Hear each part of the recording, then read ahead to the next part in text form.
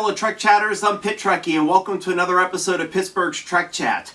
Well, it's been a little bit since my last episode. I'm trying to survive the virus going on right now, just like everybody else. I hope everybody's surviving COVID and doing well. So yeah, last couple months have been a little rough in terms of, living for everybody, having to isolate and social distance and all that fun stuff. But as Trek fans, we finally have something that we can be really happy about. So CBS All Access is going to be releasing a brand new Star Trek series called Star Trek Strange New Worlds. And it's the Captain Pike series that all the fans have been clamoring for on social media ever since Anson Mount started playing Captain Pike on Star Trek Discovery in Season 2. So here's some little blips from Variety. Their announcement. It says, the streamer has given a series order to Star Trek Strange New Worlds, starring Anson Mount as Captain Christopher Pike, Rebecca Romijn as Number 1, and Ethan Peck as Science Officer Spock. The series will follow Pike, Spock, and Number 1 in the decade before Captain Kirk boarded the USS Enterprise as they explore new worlds around the galaxy. It goes on further to say, fans fell in love with Anson Mount, Rebecca Romijn, and Ethan Peck's portrayals of these iconic characters when they were first introduced on Star Trek Discovery last season, said Julie McNamara, Executive Vice President and Head of Programming at CBS All Access. This new series will be a perfect complement to the franchise, bringing a whole new perspective and series of adventures to Star Trek. The series premiere was written by Akiva Goldsman, with the story by Goldsman, Alex Kurtzman, and Jenny Lumet. Goldsman, Kurtzman, and Lumet will serve as executive producers, along with Henry Alonzo Myers, Heather Caden, Rod Roddenberry, and Trevor Roth. Aaron Bears, Akilah Cooper, and Davey Perez will serve as co-executive producers. The series will be produced by CBS Television Studios, Secret Hideout, and Roddenberry Entertainment.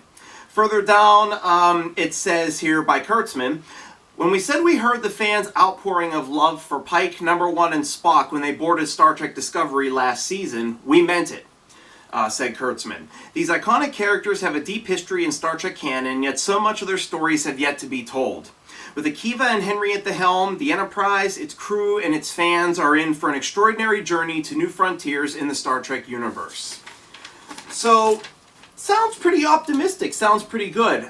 Very shortly after that was stated, it'd been on social media, a lot of different websites that Star Trek, these producers want to bring Star Trek back to more of an optimistic feel, and maybe more of an episodic feel, similar to what some of the older Star Trek series have been. So fans have been blowing up social media for almost a week now about this. So I just wanted to give some of my thoughts on how I'm feeling. First of all, when I first heard it was happening, I never was really one clamoring for a Pike show. I didn't want any more prequels. I'm not a big fan of Star Trek Discovery. I think the biggest problem I've had with Discovery is the look is so different from what came in the original series. And I know that you can't have a series, no matter whether it's Star Trek or whatever, with the production values from the 1960s. But for me, being a fan as long as I have, I've had a really hard time pulling myself out of, okay, this is just a kind of visual reboot or whatever. So when I watch Discovery, it pulls me out of the story. So I don't like that, and that's why I didn't want a Pike show. But I've had some time to think about it, and yeah, it's not gonna look the same to me like it should, but it's still gonna be a very interesting show. There are a lot of strengths, a lot of good coming from this show, it looks like. So, first of all, the fact the title is just wonderful. Star Trek Strange New Worlds. How much better can you get for exploring space besides just Star Trek itself? So that's what I'm really hoping is going to happen with this show, is that it's going to live up to the title of the series. I don't think Discovery has gone out and discovered things. I think a lot of fans have had some issues with that, and definitely with Picard. There's certainly no Star Trekking that goes on in there. It's not exploration. There's more, I would say, more exploration of the human condition in Star Trek Picard rather than actual space exploration like you would expect from another Star Trek series. So I'm really hoping with this one we kind of go back to exploring Strange New Worlds, bring that romanticism of space back to Star Trek like it was in the original series. So and there's some really cool stuff that they could do. I keep having these little glimpses of like some of the, if you go on memoryalpha.org, they actually talk about some of the old Star Trek episodes that were kind of written for when Pike or Captain April were going to be the leads of the show. One of the things that I've always found interesting about the original series is Hodgkin's law of planetary parallel development. I think I'm saying that correctly. But I would love to see a little bit of that. It'd be cool to see some cultures, again, that kind of like mirror what we had here on Earth. Maybe not necessarily as like from the Omega Glory, where the United States is basically the exact same thing on this other planet. But maybe seeing some more Earth parallels again. Seeing those kind of stories would be really cool. With the CGI that they have now, they can create probably any kind of aliens that they want. So who knows what they're going to be creating, what kind of weird alien environments. So the sky's the limit really right now in terms of what can be done with that series. I think another strength that the cast or the show has is the cast. Anson Mount's definitely proven himself worthy of being a captain in a Star Trek TV series. He just nailed the character, and I mean he's touched so many people with his portrayal of Pike. No wonder everybody wants to kind of go on board with the Enterprise with him and explore these worlds. Rebecca Romaine, I'll be honest with you, I've only gotten through the first half of season 2 of Discovery. So I watched a little bit of the first episode that Rebecca Romaine was in. And I haven't watched really Ethan Peck's portrayal of Spock yet, so I don't really have any way to really give an opinion on it yet. Rebecca Romaine seemed pretty good as number 1. I'm really looking forward to exploring that character more. All we really knew about her from The Cage was that she just was kind of like logical, maybe genetically engineered, as a human. Didn't really learn a whole lot about backstory or anything to that nature. So it'll be interesting to see how she and Pike interact. They're definitely already talking online about some sort of sexual tension going on. I mean, that's always going to happen, all the way back to Janeway, Chakotay, all of them, okay?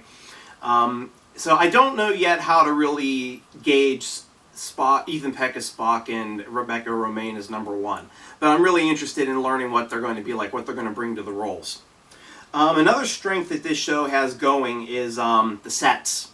Again, I told you about it's hard for me to kind of say this is the same 23rd century, but I'm working on it.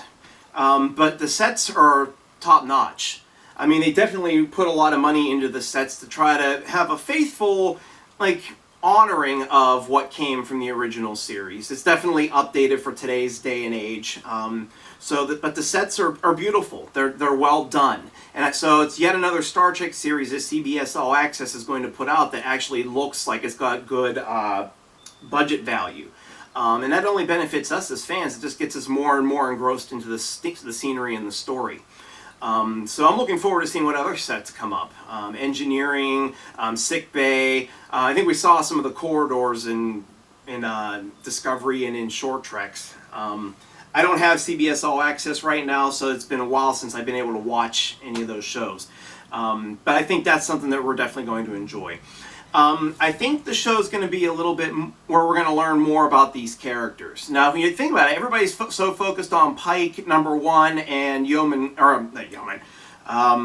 Spock, that we kind of forget there are other characters that we could probably explore too, like Yeoman Colt and Jose Tyler. Some people were actually clamoring on Twitter, I believe it was, talking about maybe these characters should be, instead of being white, because that was the whitest white cast that Star Trek has ever had, okay? It was just straight European, American, Caucasian white guys and women.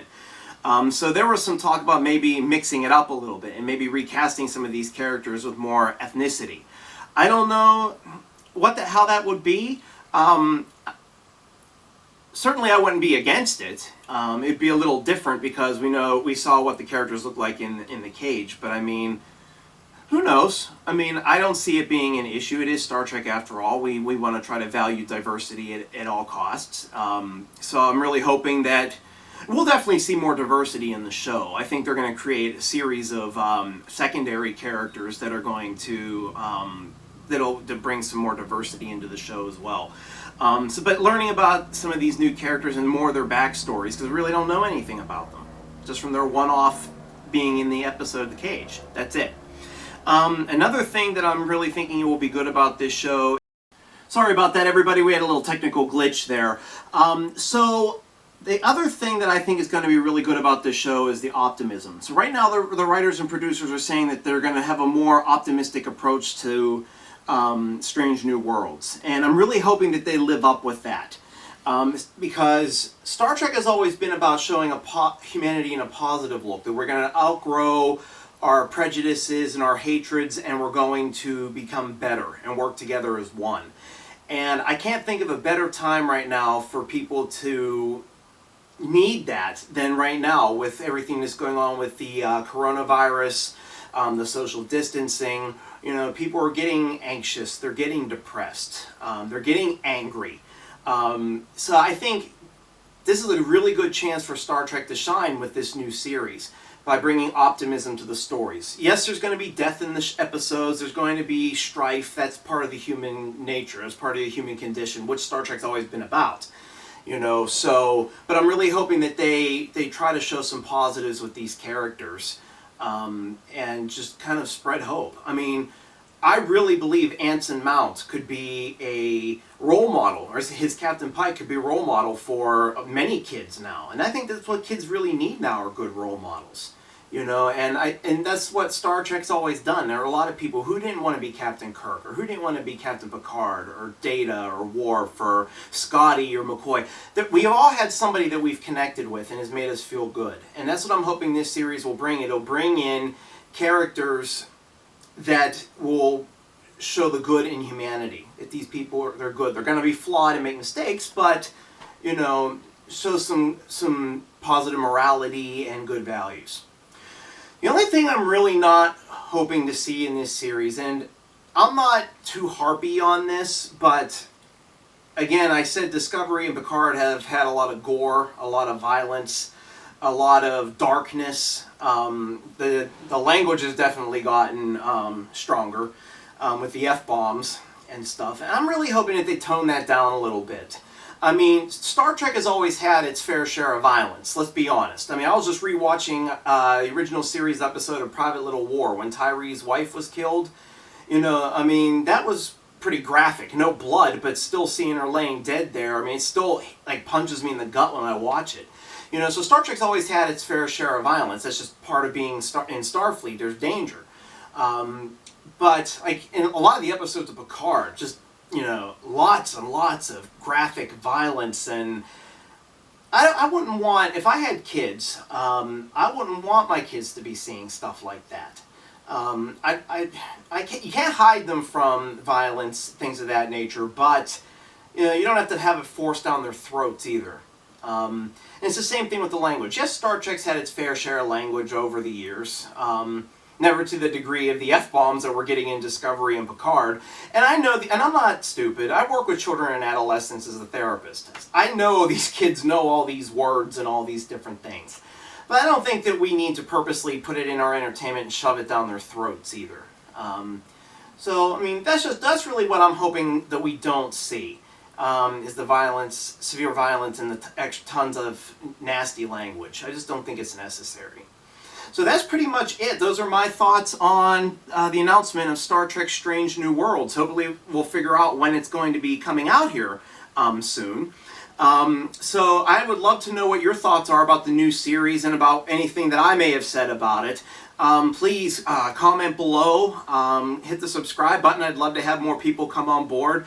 If you do comment, I will comment and answer every single message that anybody puts down there. So please feel free to say something, leave something below.